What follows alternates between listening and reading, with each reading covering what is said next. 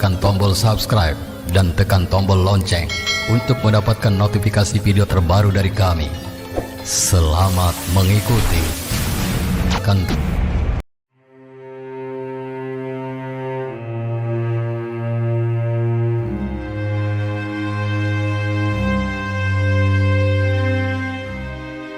Assalamualaikum warahmatullahi wabarakatuh. Tanyakan itu yang tersisa dari penjelasan Buya masalah pertemuan-pertemuan kita dengan spirit yang positif. Jadi kalau dalam sejarah dibuka apa yang disebut epifani itu Buya, di mana yang dikisahkan Ibrahim itu mengalami epifani, pertemuan dengan kebenaran yang mutlak itu.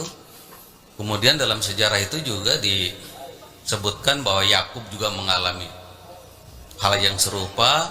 Kemudian para spiritual juga bercerita tentang epifani itu, dimana sebetulnya kalau kita ambil padanan pada spiritual pada agama yang lain termasuk paganisme, diserupakan dengan epifani itu menjadi satu model di mana para spirit tanyakan itu yang terspiritual dari paganisme pun mengatakan itu epifani semacam gitu. Nah sekarang berkaitan dengan masa khalwat kita sekarang ini, seandainya kita menemukan perjalanan spiritual tadi, padahal tadi dijelaskan dalam salah satu butir roh itulah itu, jangan kau hiraukan seandainya juga yang memanggil dengan atas nama ayat-ayat Allah. Iya. Jadi saya teringat dengan perjalanan epifani Nabi Ibrahim dan nabi-nabi termasuk para spiritual lain dari paganisme itu tuh. Sekarang apakah epifani itu hanya merupakan simbol dari perjalanan spiritual yang tidak terbahasakan dalam bahasa pragmatis? Apa memang itu adalah perjalanan spiritual yang patut kita renungkan? Nah, mohon penjelasan Buya. Saya rasa dengan perjalanan kita khalwat ini ada kemungkinan kita perlu memahami mana itu perjalanan spiritual yang dipanggil atas nama Allah dan dipanggil orang atau zat atau apapun yang mengatasnamakan Allah. Itu Buya. Terima kasih. Assalamualaikum warahmatullahi wabarakatuh. Itulah makanya ketika kita ingin melakukan perjalanan spiritual, apakah di situ thariqat atau suluk dan sebagainya, itu ada standarisasi para ulama sufi, al thariqat dan sebagainya. La budda min syekhin, harus punya syekh. Sehingga muncul beberapa hadis-hadis Nabi yang ya mungkin hadis, mungkin juga pepatah ulama, man ta'allama bi ghairi syekhin fa syekhuhu syaitan. Barang siapa yang berguru dalam belajar perjalanan spiritual itu tanpa guru, maka gurunya adalah setan. Artinya bahwa mereka yang setan-setan itu akan memanfaatkan orang yang sedang menjalani perjalanan spiritual itu disesatkan. Dia akan muncul mengaku jadi Tuhan, mengaku jadi malaikat dan sebagainya, dan orang itu percaya. Makanya perlu mursyid, karena mursyid itu yang berpengalaman, dia punya detektor. Artinya bisa membedakan mana malaikat, mana setan, mana Tuhan dan sebagainya. Apalagi sekelas saya, Nabi Ibrahim sendiri juga setannya muncul mengaku Tuhan kok. Iya, muncul.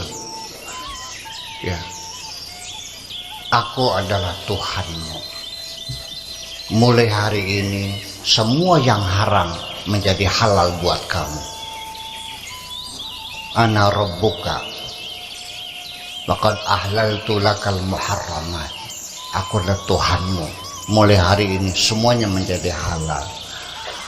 Sayyidina Ibrahim logikanya berjalan. Mana mungkin masa Tuhan bilang begitu? Ini setan, ambil batu dilemparin kan gitu.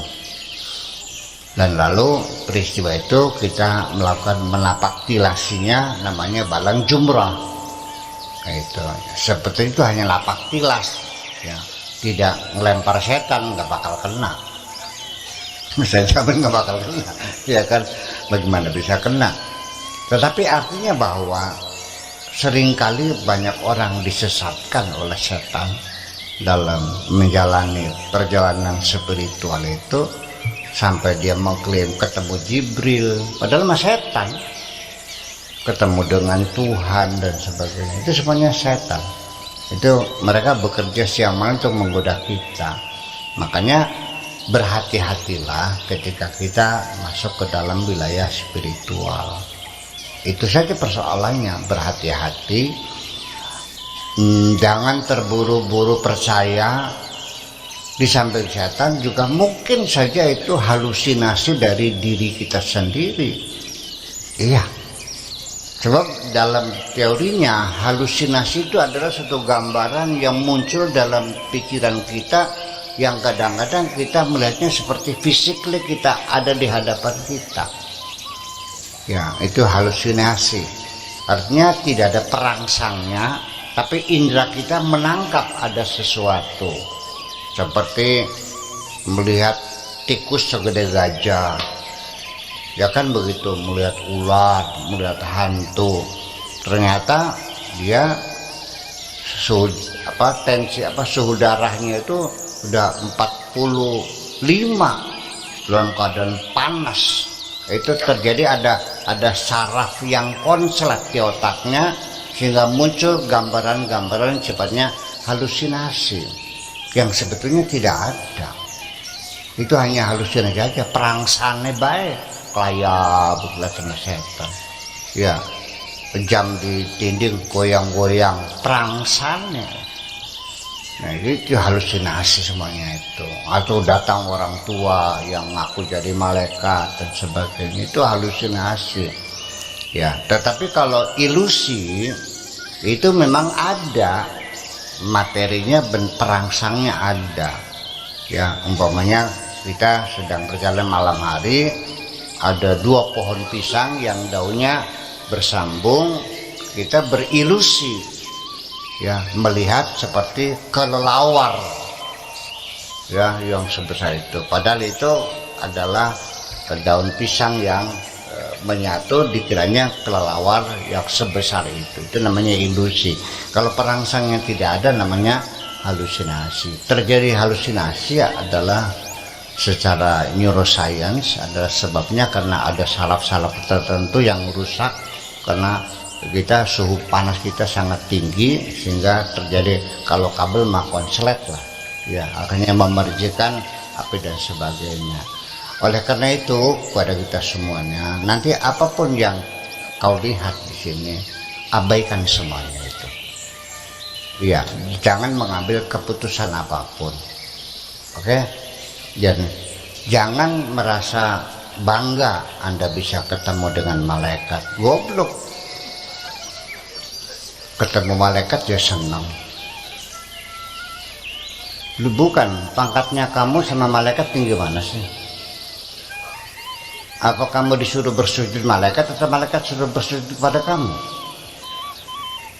Jadi kalau rabbuka lil malaikati isjudu li adama fasajadu, mereka suruh bersujud kepada Bani Adam. Bahkan sebelum kita terlahir dari perut ibu, ketika masih dalam perut ibu, Allah sudah menyuruh para malaikat suruh bersujud kok. Wa idza sawaitu wa nafakhtu fihi min ruhi faqa'u lahu sajidin. Malaikat sudah disuruh bersujud kepada kita ketika kita masih berbentuk embrio. yaitu usia 4 bulan sudah ditiupkan roh dari Tuhan, malaikat seperti itu. Jadi siapa yang pangkatnya tinggi? Mungkin nggak ada seorang jenderal seneng banget ketemu sama kopral? Jadi artinya bahwa kamu nggak paham, kamu jenderal, ngapain berbangga-bangga? Apalagi mending malaikat mana punya jin gorong-gorong, merasanya paling sakti sendirian, hanya bikin repot aja kok. Ya tiap hari minta makan tapi kerjanya nggak bisa. Iya, inna rijalan minal insi ya'uduna birijalan minal jinni fazaduhum rahaqa. Orang yang meminta-minta sama jin itu nggak ada manfaatnya kok, hanya membuat lelah saja. Beli pegel bayar, makan yang gajinya kerjanya beli bisa. Kerja makan tiap hari kita kasih makan, yaitu dengan menyan segala macam. Ya, tapi ketika suruh ngambil duit juga nggak bisa. Iya kan, seperti itu. Jadi nanti pada ujungnya ada banyak kemungkinan. Ya bisa malaikat beneran, bisa setan ngaku malaikat, bisa setan ngaku jadi Tuhan, bisa halusinasi, bisa ilusi, dan itu semuanya kemungkinan. Tapi saya tidak akan menuduh siapapun, tetapi yang jelas bahwa kita umat Islam itu ada standarisasi ketika menjalani perjalanan spiritual. Itu perlu ada pemantauan khusus dari sang guru, namanya syekh, atau istilahnya adalah mursyid. Dan bapak-bapak juga saya mohon maaf bahwa dulu saya ikut puasa di hutan 40 hari. Kalau yang saya bimbing itu seminggu nggak makan, nggak minum, nggak tidur, saya juga di sampingnya, artinya di hutan bersama-sama, ya nggak makan juga, nggak minum juga, nggak tidur juga seminggu, dan seterusnya. Nah sekarang saya sudah tidak bisa lagi mumpuni, ya saya paling hanya sehari 2 hari nanti saya sini lagi gitu aja. Mungkin setiap malam Rebo kita akan kasih pengajian ya untuk ini. Ya mungkin kalau hari kosong juga saya kesini ya, tetapi saya kasih peringatan mumpung pasti nanya.